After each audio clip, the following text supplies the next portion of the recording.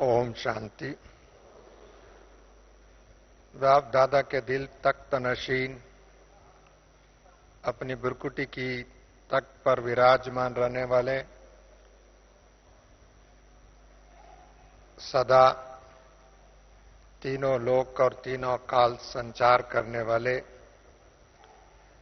हम सोहम ब्रह्मण सो फरिश्ता सो देवता का स्वरूप अनुभव करने वाले आप सब विशेष आत्माओं से मुलाकात करने का मुझे मौका मिला है और मुझे ये कहा है रहम दिल और क्षमा भाव, इस विषय पर आपसे कुछ शेयर करने के लिए। जैसे मैंने कहा, आप सभी, आपका सीट है बाप दादा का दिल तख्त। ब्राह्मणों का सीट कौन सा है? बाबा का दिल तख्त। राज तख्त नहीं है, कोई गुरु की तख्त नहीं है, कोई संत महात्मा की तख्त नहीं है, वह राजा महाराजों की तख्त नहीं है, परंतु सब राजा महाराजाओं को भी, संत महात्माओं को भी, साधुओं को भी जो तख्त देने वाला है उनकी तख्त है बाप दादा का दिल तख्त है। हमारा निवास स्थान, हमारा वास स्थान वो बाबा का दिल तख्त है।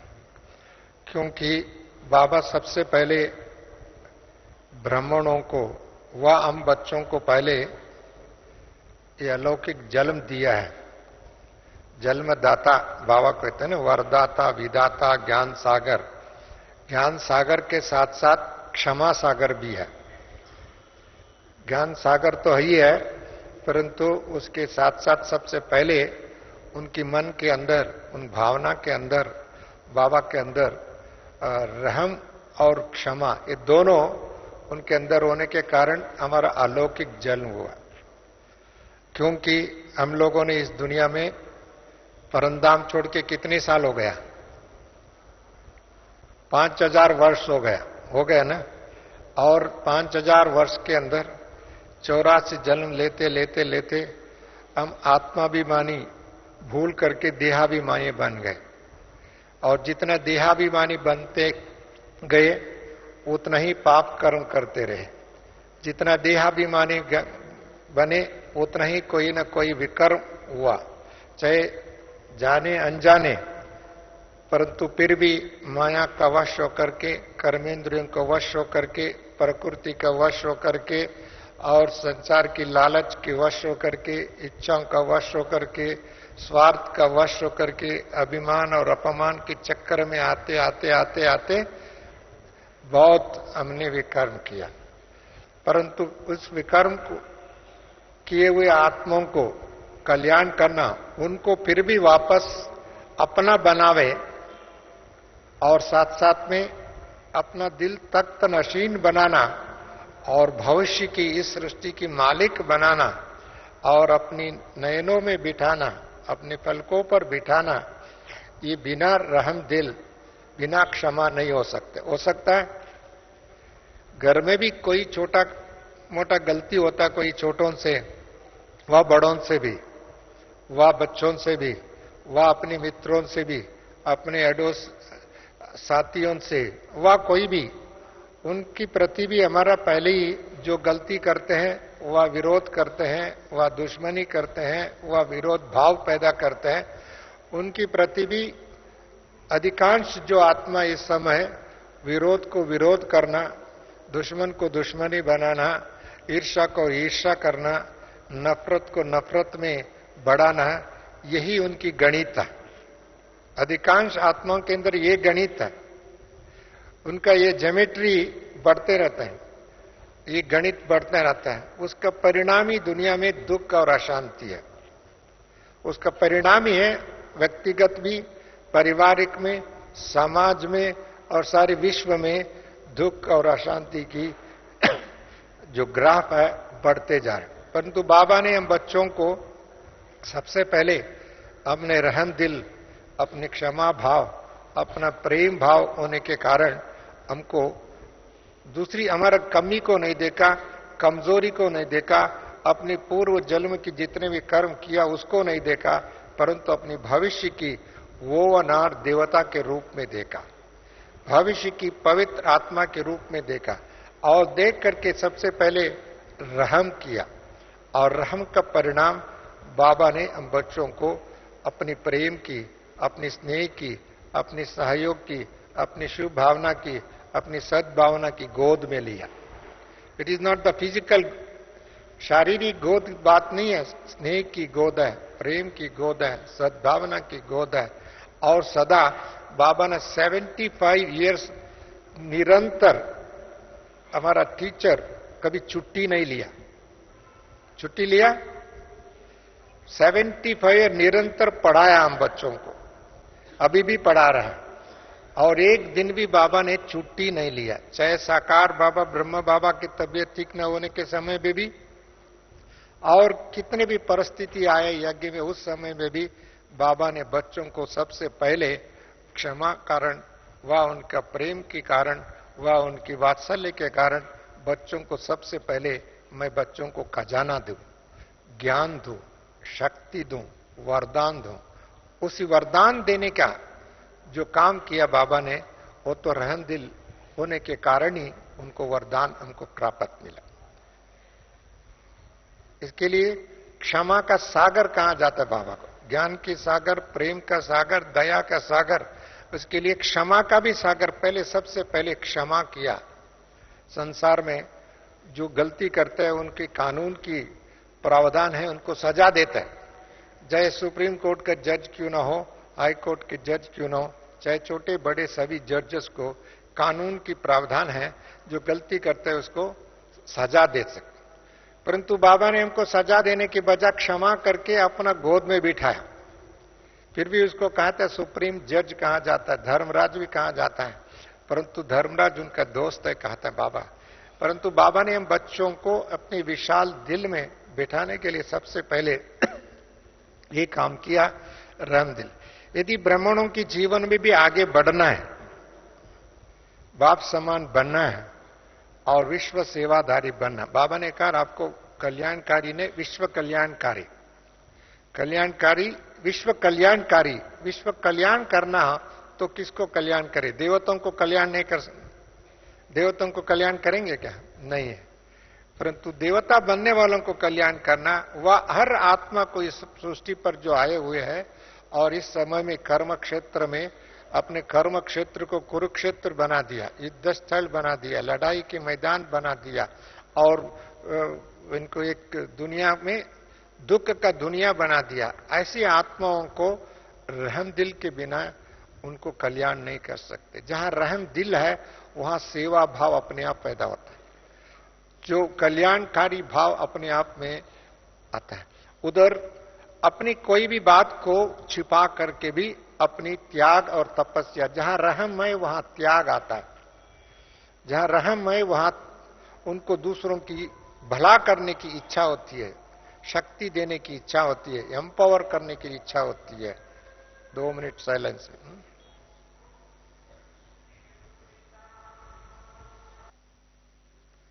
बाप दादा ने बच्चों को इस संसार में अवतरित आत्मा के रूप में देखता है, फरिश्ता के रूप में देखना चाहता है, बाप समान के रूप में देखना चाहता है, और साथ साथ में बाबा जैसे विश्व कल्याणकारी है, हमको भी कल्याणकारी बनाना चाहता है।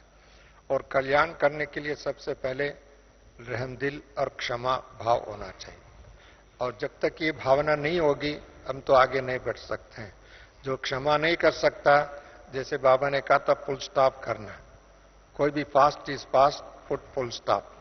जो बात बीत गया है उस बीती हुई बातों को अब सोचेंगे, सोचते रहेंगे, वह उस बात को बढ़ाएंगे, वह उसको पूछ संशय आत्मक दृष्टि से देखेंगे।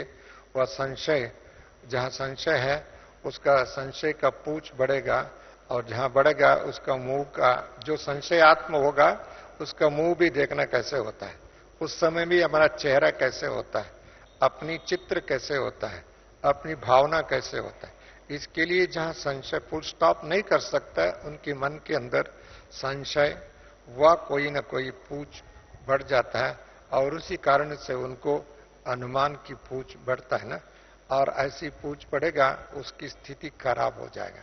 इसके लिए सबसे पहले जहां क्षमा करने की शक्ति है वो तो केवल आध्यात्मिक आदि शक्ति जो है जिनके अंदर मन की शक्ति है वह उनको क्षमा करने की शक्ति, वो फुल स्टॉप कर सकते, आगे बढ़ सकते, खुद भी आगे बढ़ सकता है और दूसरों को भी आगे बढ़ा सकते हैं। नहीं तो उनको इस ड्रामा में फुल स्टॉप ला ही नहीं कर सकते। ड्रामा उनकी नया अपनी रचना, मन की मत और स्वार्थ की मत, ईर्ष्या की मत, द्वेष की मत, नफरत की मत, उनकी भावना पैदा होकर के मन खराब होगी, और जहां मन खराब होता है उधर संस्कार पूरा खराब हो जाए। जो संस्कार ही खराब हो गया तो वो संसार में रहने लायक नहीं बनेगा और उसको ऑटोमेटिकली उनका नंबर कट जाता है, आगे बढ़ने के बजाय नंबर कट जाता है और उनका हर परिस्थिति में विजयी नहीं बन सकता है। वो तो विजयी बनने के बजाय और क्या होता है आप सभी सोच सकते हैं, विजयी माला में नहीं आ सकता है, विजयी रतन नहीं बन सकता है, वो तो हताश और उदास व दास बन जाएगा। हताश हो जाएगा, उदास हो जाएगा, नहीं तो दास बन जाएगा। इसके लिए विजयी रतन बनना है तो हम सबसे पहले क्षमा सागर के साथ साथ हम बच्चे भी क्षमा करके बातों को बीती हुई बातों को बिंदु लगाओ। बाबा ने बहुत बार ये शिक्षा दिया है, परंतु समय पर लगाना हम सबका काम है। इस समय में लगाने के समय हम कभी कभी फेल हो जाते हैं, समय पर लगाने टाइम में हमारा शक्तिहीन हो जाता है और उसमें व्यर्थ संकल्प आता है। इसके लिए ऐसी समय पर हमको अपने आप को भूल के, अपने आप को, कुछ भी बात होती है, बात तो लंबी होती है, चौड़ी होती है, मोटी होती है और बहुत गहरी होती है, परंतु फिर भी हम उस बातों पर न जाने के जाकर के अपनी बाबा ने क्या कहा। अधिकांश मैंने देखा हम 3 पेज बाबा के मुरली में कम से कम 100 विशेष बातें होती है। मैंने वरदान की बातें, शिक्षा की बातें, सावधानी की बातें और अपनी भविष्य की बातें, अपनी सेवा की बातें, सब टोटल आप मिलाओ मिनिमम, इससे भी ज्यादा पॉइंट्स होते हैं बाबा ने एक एक सेंटेंस में एक एक। हम उन बातों को हम भूल जाते हैं, दूसरी कोई न कोई बातों को ज्यादा याद करते।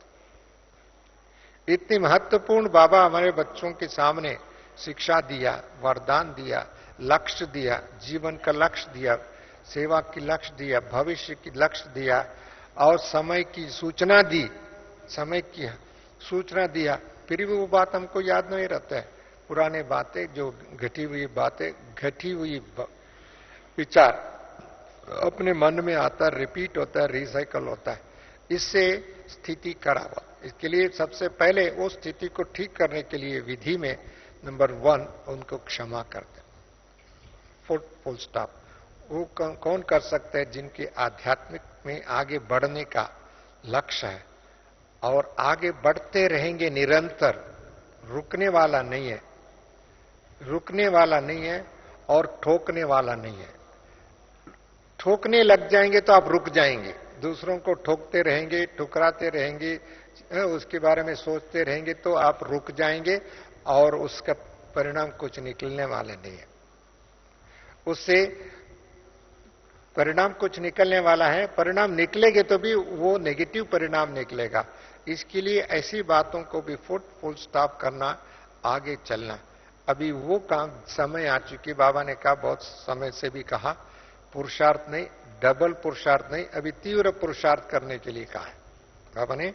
अपने आगे बढ़ने के लिए तीव्र पुरुषार्थ की समय है, उड़ती कला की समय नहीं, चढ़ती कला नहीं, चलती कला नहीं, दौड़ती कला नहीं, अभी उड़ती कला का समय है। बाबा ने इस समय हर ब्राह्मणों को, चाहे पुराने बच्चे चाहे नए बच्चे, उन दोनों को ये वरदान बाबा ने दिया है।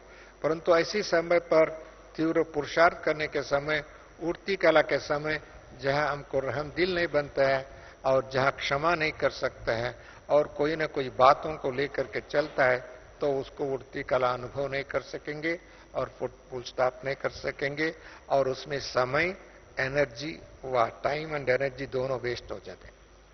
संकल्प वेस्ट होगा, समय वेस्ट हो जाएगा और वो आगे बढ़ने के बजाय उधर ही रुक जाएगा कार्य। ऐसी परिस्थिति किसी को भी चैलेंज के रूप में आ सकता है, परंतु उस बात को हमने एक चैलेंज के रूप में स्वीकार करके उसको क्षमा करके आगे बढ़ना चाहिए। Full stop. तब तो ब्राह्मण जीवन में हम कम समय में अधिक प्राप्ति कर सकते हैं, कम समय में अधिक लाभ देख सकते हैं, कम समय में और बाबा के दिल में बैठ सकते हैं। नहीं बैठ सकते तो लोग इसके कारण लोग को गद्दी हिलाने के लिए, स्थिति हिलाने के लिए बहुत परिस्थिति आ सकता है, परंतु ऐसी परिस्थिति को आप तो अपनी दिल से हटा करके बाप दादा के दिल में सदा विराजमान रहना, नहीं तो दूसरों के दिल में चले जाएंगे और आपका दिल धड़कन शुरू हो जाएगा। और ऐसी बातें आपके सामने आने वाले दिनों में भी बहुत परिस्थिति आने वाले हैं। अभी आप देखेंगे, देखो बाबा ने बहुत समय से तीव्र पुरुषार्थ करने के लिए कहा और समय की सावधानी दिया। अभी जापान एक देश में इतनी भयंकर भूख, पंच तत्व का अटैक हुआ। बाबा ने पहले ही कहा था अभी तो एक एक तत्व अटैक हो रहा है, आगे चल करके पंच तत्व का भी अटैक होगा। पंच तत्व सफाई करने का विधि बन जाएगा। ऐसी समय पर अभी तो पंच तत्व तो पूरा उधर तांडव नृत्य कर रहा है, अपना तांडव नृत्य कर रहा है। ऐसी समय भी हम क्या केवल रहम दिली काम में आएगा? रहम दिल होगा तो कुछ तो राहत दे सकते, कुछ तो सेवा कर सकते, कुछ तो क्षमा कर सकते हैं, कुछ तो जो भी घटना हुई है ऐसी बातें में केवल अपने परिवार में भी हो सकता है, अपने अड़ोस पड़ोस में हो सकता है, अपनी देश में भी हो सकता है, चाहे अपनी दुनिया है भारत, अब विश्व एक है और विदेश चाहे उधर भी हुआ है। और ऐसी भयंकर दृश्य आगे आने वाले, बहुत आने वाले। ये तो एक छोटा घटना है, एक रिहर्सल के रूप में है और आगे चल करके उससे भी भयंकर परिस्थिति हम सबको सामना करना है, क्योंकि हम सबको मुक्ति धाम में जाना है, हम सबको जीवन मुक्ति धाम को भी आना है, जीवन मुक्ति धाम को बनाना है। जीवन मुक्ति धाम और सत्ययुग, सत्ययुग बनना है तो कैसे होगा? सबसे पहले इस धरती पूरा चेंज होकर के, धरती अभी 23 डिग्री एक्सिस टिल्ट है, वो आकर के 90 डिग्री में बैठना पड़ेगा। 90 डिग्री में बैठना हो तो धरती हिलना ही पड़ेगा। धरती नहीं हिलेंगे तो कोई उधर राजनीतिक राजकारणी उठा करके बिठा नहीं सकता है, कोई संत उठा करके बिठा नहीं सकता है, कोई वो तो धरती आप अपनी वापस अपनी कक्ष पर आकर के बैठना हो तो ये परिस्थितियां पैदा होगी। चाहे हर विश्व के कोने कोने में ये परिस्थिति पैदा होगी और ऐसे समय पर हमको अपना स्वस्थिति को भी रक्षा करना और साथ साथ में दूसरों के प्रति रहम और क्षमा भाव रख करके और रहम दिल रहेंगे, कुछ उनको भी राहत दे सकते, कुछ शुभ भावना दे सकते। इसके लिए सबसे पहले इस साल में बाबा ने शुरू से लेकर के हम सबको एक होमवर्क दिया है। कौन सा? मनसा सेवा करो। मनसा सेवा कौन कर सकते? जिनका मन साफ है, जिनका मन विशाल है, जिनका मन में रहम दिल है, जिनका मन शक्तिशाली है, मन में बहुत बातों से मुक्त है और मन एक बाप दादा का दिल तक है। वो मनसा सेवा दूर में रहने वाले आत्माओं को राहत दे सकते हैं, शुभ भावना भेज सकते हैं, शुभ चिंतन भेज सकते हैं और उनको गुड विशेस, आपका गुड विशेस उसको राहत के रूप में कार्य करेगा। और जिनकी दिल में वो भावना नहीं है वो सेवा नहीं कर सकते। इसके लिए बाबा ने सबसे पहले हम बच्चों को ये आदत में डाला है। अभी आप चाहे अमृत वेले चाहे अपनी टोटल दिनचर्या के हिसाब से मनसा सेवा करने के लिए, अभी उधर देखो सेवा भी नहीं कर सकते हैं, इतनी मुश्किल है।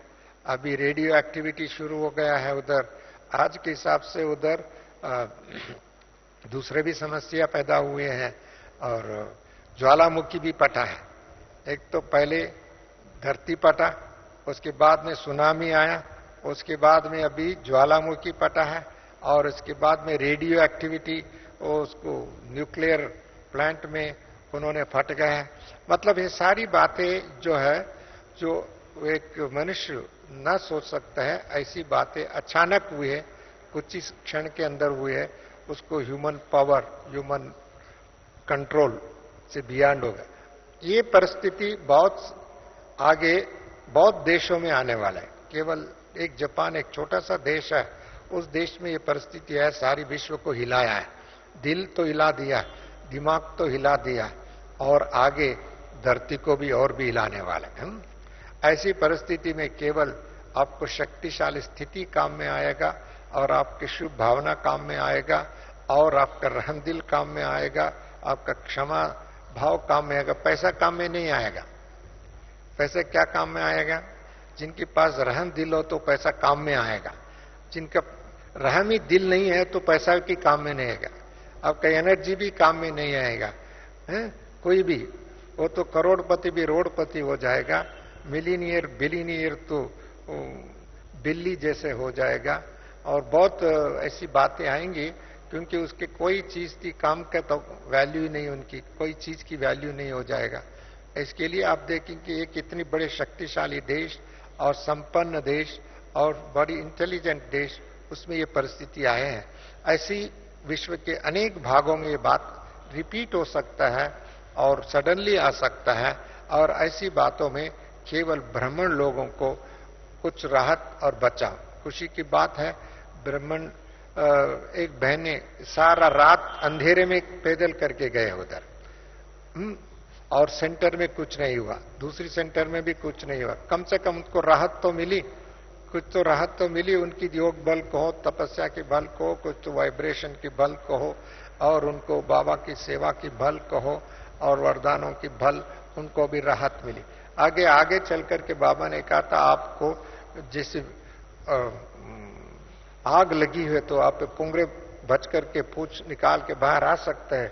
ऐसी हम ब्राह्मणों को इस संसार में बचना भी हो, कुछ सेवा भी करना है।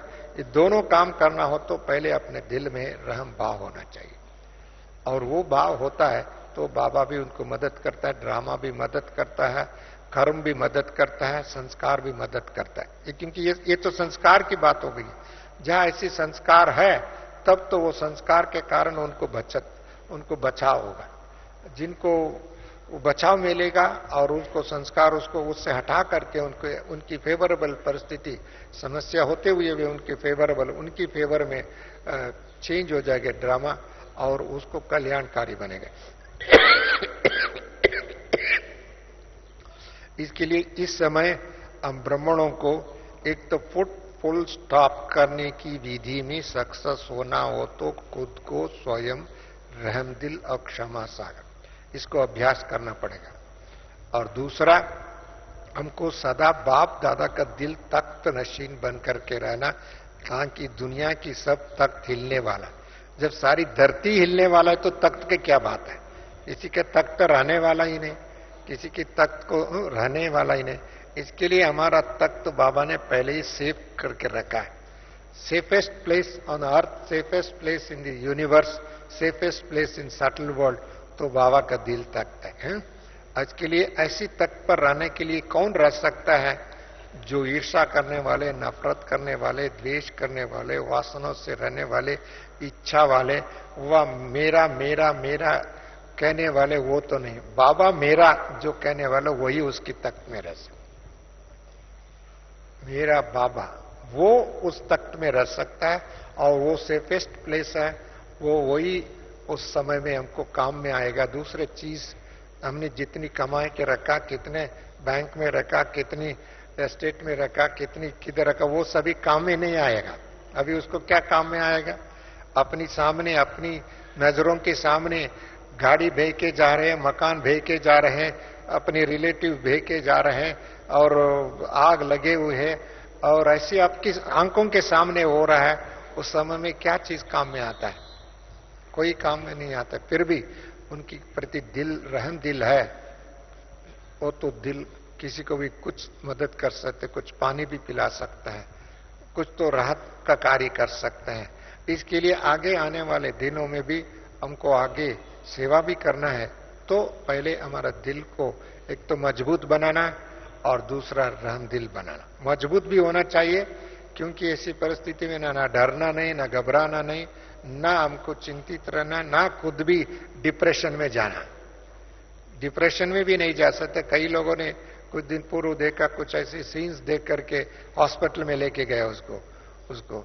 ऐसे डिप्रेशन भी हो सकता है, क्योंकि वो बातों से भी बच के रहना, तो भी आपको दिल मजबूत होना चाहिए, दिमाग नॉलेजफुल होना चाहिए, क्योंकि नॉलेजफुल बाबा ने कहा light, might and divine insight. Baba ने बच्चों को क्या दिया है? लाइट भी दिया, माइट भी दिया, डिवाइन इनसाइट अर्थात नॉलेजफुल बनाया। जो नॉलेजफुल बाबा ने इन एडवांस दे दिया, ये परिस्थिति होने वाला है। ये बातें बाबा ने हमको बहुत दिन से प्रिपेयर किया था, माइंड को, माइंड में शक्ति भरा था, ये घटना घटने वाले हैं, ये अचानक होने वाला है, ये परिस्थिति आने वाले हैं।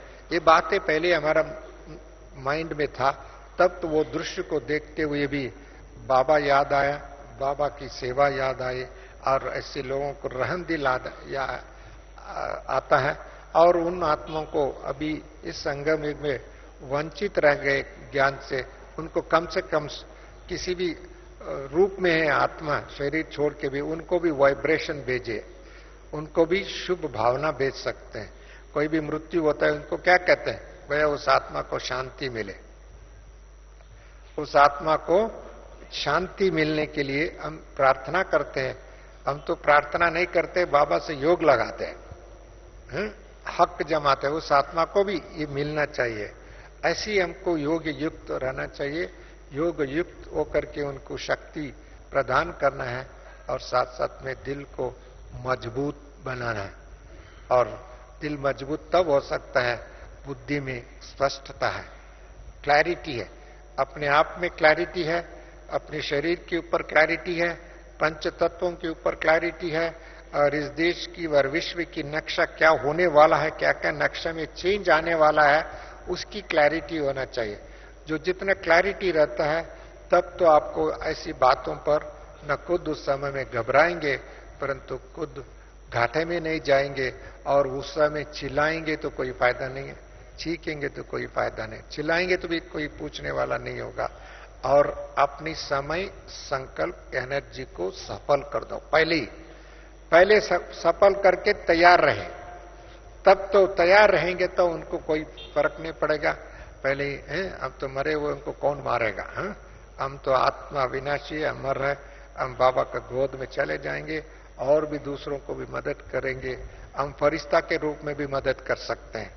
हम तो शरीर छूट भी जाएंगे ना, जैसे बाबा ब्रह्म बाबा भी फरिश्ता के रूप में मदद कर रहा है, सबको मदद कर रहा है ना। हम बच्चे भी फरिश्ता का रूप धारण करके मदद कर सकते हैं, सेवा कर सकते हैं, राहत दे सकते हैं।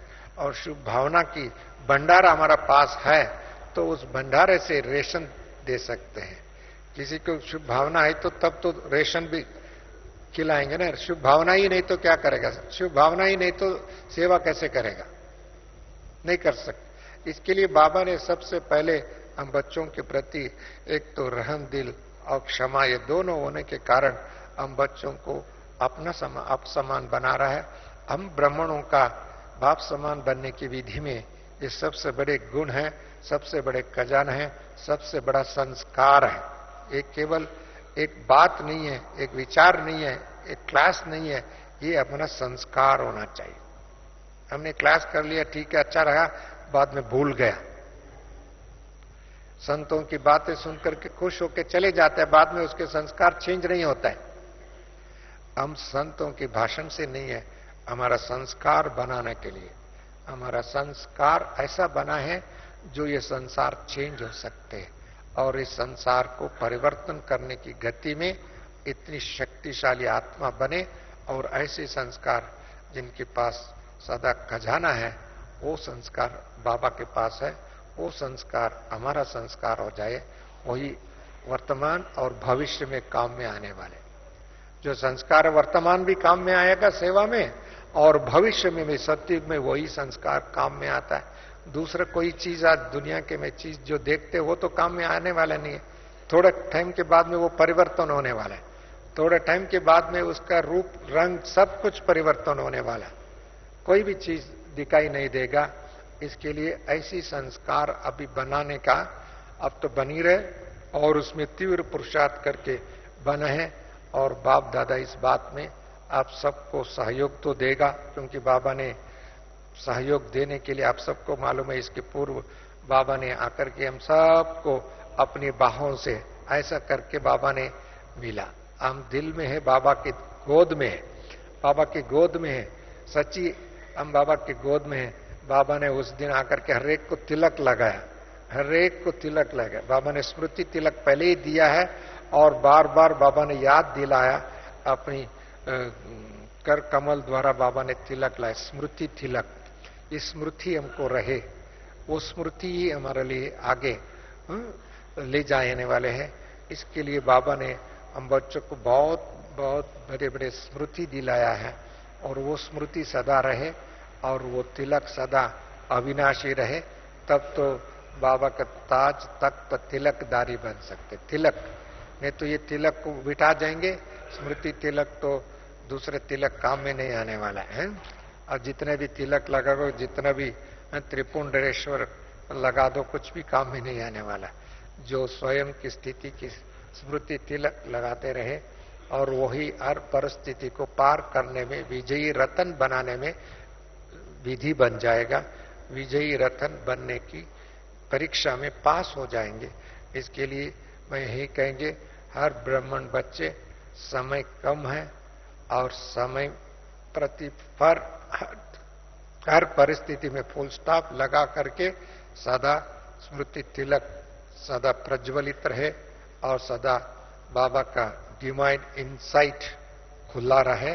और थर्ड आई, जैसे आप सबका यादगार है मधुबन में विशेष करके जो यादगार है दिलवाड़ा मंदिर, उसमें तीसरा नेत्र खुला है। दूसरा 2 आंखें बंद है परंतु तीसरा नेत्र खुला हुआ। ये हमारा यादगार है। संगम युग में वो यादगार का स्वरूप बन जाए, यादगार से याद आ जाए और याद से याद का स्वरूप बन जाए, तभी तो फायदा है। हम ऐसे फायदे उठाने वाले आप सबको, और मेरा भी यही सुझाव है, हमारा यही पुरुषार्थ है। और हम सब मिलकर के ऐसी तीव्र पुरुषार्थ करके बाबा को इस साल प्लैटिनम जुबली है, 75 इयर्स की प्लैटिनम जुबली क्या उत्सव। जुबली होता है महोत्सव, जुबली होता है आनंद, जुबली होता है खुशी बांटने की। ऐसे सारा दिन सारा साल ऐसी जुबली बना है, हमारा ब्राह्मणों की जीवन को देख करके दूसरों के अंदर खुशी आ जाए, ब्राह्मणों का चरित्र देख करके उनकी चरित्रता में सुधार आ जाए, ब्राह्मणों की बातों से उनको वरदान मिल जाए, ब्राह्मणों की संकल्प स्वरूप को देख करके भी उनके जीवन परिवर्तन हो जाए। ऐसे परिवर्तन करने की विधि में बाप दादा के साथी सहयोगी आप सबको, विशेष आत्माओं को, और परसों बाबा से मिलने के लिए आए हैं। बाबा तो हर वक्त बाबा के बच्चों की सेवा में है बाबा, और ऐसी बाबा से मिलते हुए और घड़ी घड़ी बाबा से बातों को याद करते हुए और आगे बढ़ने वालों को अपनी दिल की दुआ और ओम शांति, नमस्ते।